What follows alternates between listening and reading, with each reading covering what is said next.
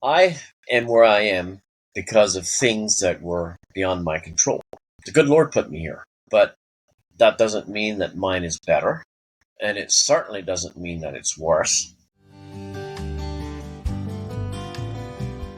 A viewer asked, do you know if the Amish believe they are the only true Christians? If the Amish believe that they are the only true Christians, Yeah. absolutely, most certainly not. But with that being said, at one time it actually was official church policy, or an idea way, way, way back. It was one of Jacob Ammon's ideas that the Amish are the true church. And there's still a few Mennonite groups, Holdeman Mennonites, Stauffer Mennonites, and Eastern Mennonites have some form of official teaching that they are the church that has the true teachings. But Amish people don't believe that at all nowadays in any type of practical or official terms. But it's a really interesting question.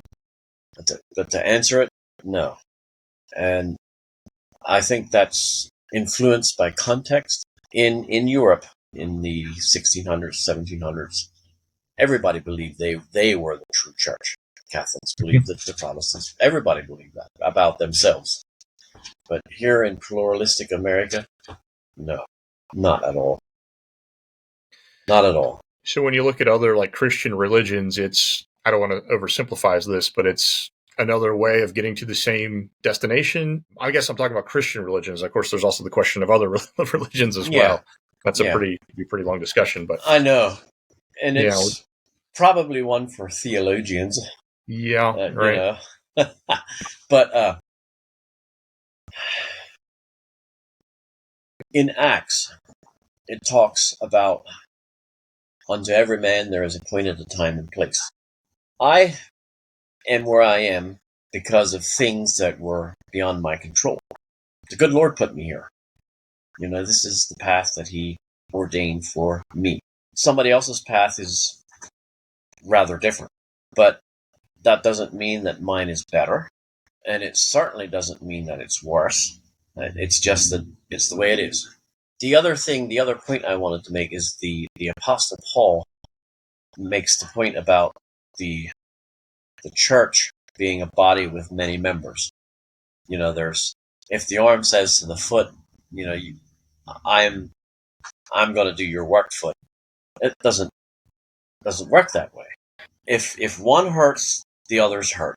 If one is missing, the others can't function so well. And that's pretty much the way I look at other churches, is they have a particular strength that is good for the rest of humanity. Pentecostals, for example, there's a lot of things that make me uncomfortable about some of them, but they're still very much, they know what the Holy Spirit is, even though I think it's a little excessive sometimes, but nonetheless, it's basically open Christianity to the common people. And with that, it was very useful in spreading the gospel. And then there's like ours, it's more ascetic, it's simpler.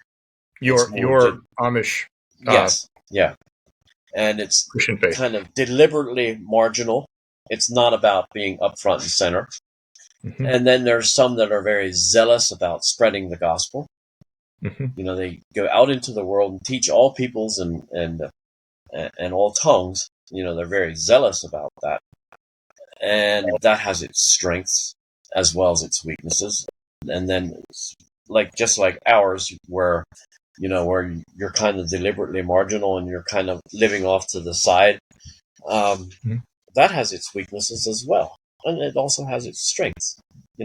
I personally believe in letting my light shine. I just don't like to shine it in other people's eyes, and try to live by example rather than force feeding a message down a gullet that isn't exactly receptive.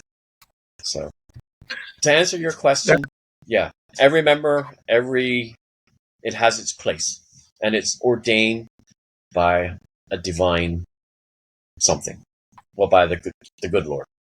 Hey guys, hope you like that. I'm really excited because if you like this, Ben and I have actually already done 2 of these hour-plus conversations, podcasts, whatever you want to call them. Now, we are going to release several more excerpts from this conversation, but we're going to keep the full conversation and offer that on a new Patreon that's coming out soon. And there's a couple reasons for that, which I'll explain in a future vid. But very briefly, one is to offer something special to people, to you, who like what we're doing, but that might not fit the general channel. And another is to help sustain and support this channel. We're also going to have some other exclusive videos and benefits that I'll tell you about more. And I think you'll see what I mean when we get to that. In the next excerpt, we're going to give you a little intro to Ben. Ben's going to talk about his background, where he's from, family, and also answer a mix of several more questions that viewers had, some quite interesting topics that I think you'll enjoy. So remember to hit like if you enjoyed this and stay tuned for more.